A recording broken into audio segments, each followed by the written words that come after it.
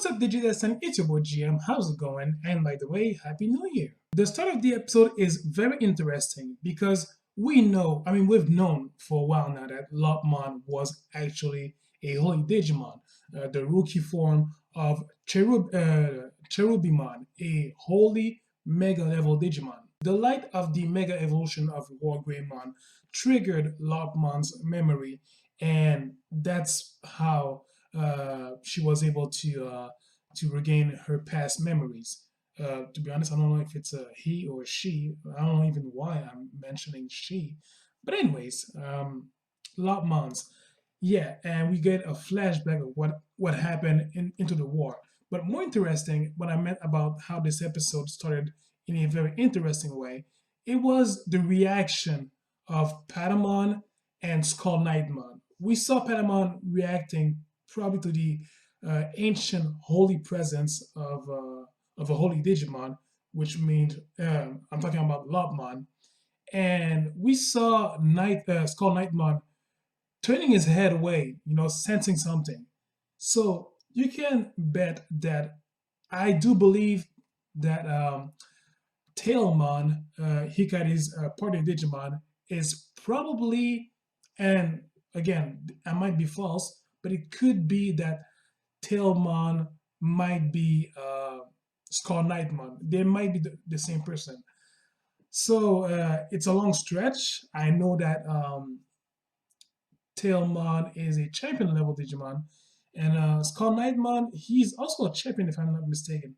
So I know it's a bit weird, but I get a feeling that Tailmon and Skull Knightmon are heavily related. Just before I continue this review, I would like you guys to give me a thumbs up because it really helps my video to be seen. And if you love the content, please subscribe to my channel. Let's have fun, discuss in the comment section. I could even do giveaways when I get even more subscribers. So thank you so much in advance. Lopmon tells us the story of the war and what happened in a generic way. Forces of light, forces of darkness. It used to be Cherubimon, Mega Holy Digimon, and they fought against Milleniummon. Now, this form of Milleniummon right there, for the people who don't know, this form is actually called Zed Milleniummon. Milleniummon is actually the DNA digivolution of between Machinedramon and Chimeramon. And comes next its crystal form, that is Moon Milleniummon. So this one final that we see in the flashback, that is Zed Milleniummon. But I'm guessing that they wanted to just find one term for this big bad guy and to make it less of a mouthful to pronounce, which I understand.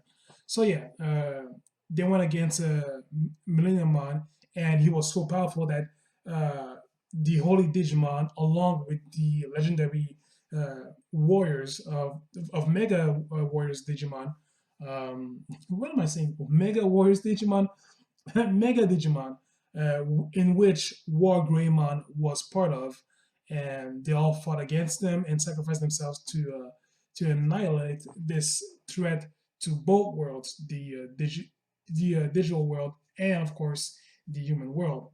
But of course, that sacrifice was not enough. Apparently, there was a remnant shard that fell on Cloud and Eternal Continent, and that Black Lightning that we kept saying throughout the series. Obviously, that's that new darkness being reborn as Milleniummon. On the other side, Izzy Kushiro, he is exploring the upcoming damage of the ISS, the International Space Station, if it were to explode and crash on Earth.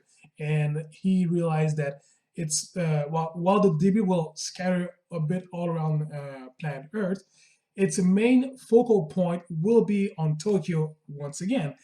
And the damage from a shock, there's going to be a lot of death. The death toll is going to be enormous. I have to say, the rest of the episode was less important and very irrelevant.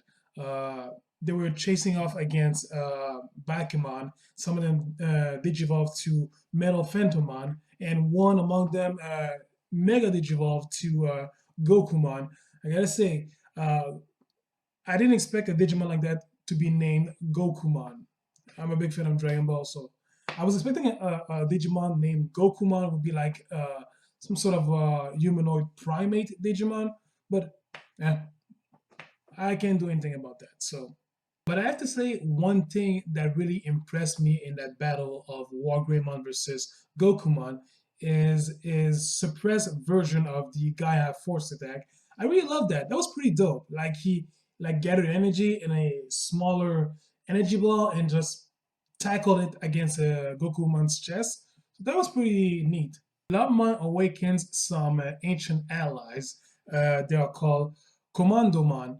For some weird reason, I thought it would have been Shokuamon, maybe because of the similarities above their eyes, but I was wrong, deadly wrong. But the good thing about that I appreciate about those Digimon is that they travel fast and they can search for the other Digimon much faster if a small group would have just traveled all over the digital world to pick one after the other. So I'm glad that this happened because the Digidestin are gonna be able to be reunited much faster than the last time. The episode ends with Hikari catching a gaze at Milleniummon inside that crystal. And yeah, I'm still, I would love to explore more of the intention of the Dark Forces towards Hikari. Probably trying to convert her to the dark side. It could be possible. Overall, a pretty basic episode. I didn't dislike it, but this episode could easily pass as a filler episode. If it wasn't for the storytelling of the war, it could have been a filler episode. But nevertheless, please tell me your thoughts about this episode. Did you love it? Did you hate it? Hey, let's all talk about this in the comment section. Comment, rate, subscribe, share this video. Much appreciated.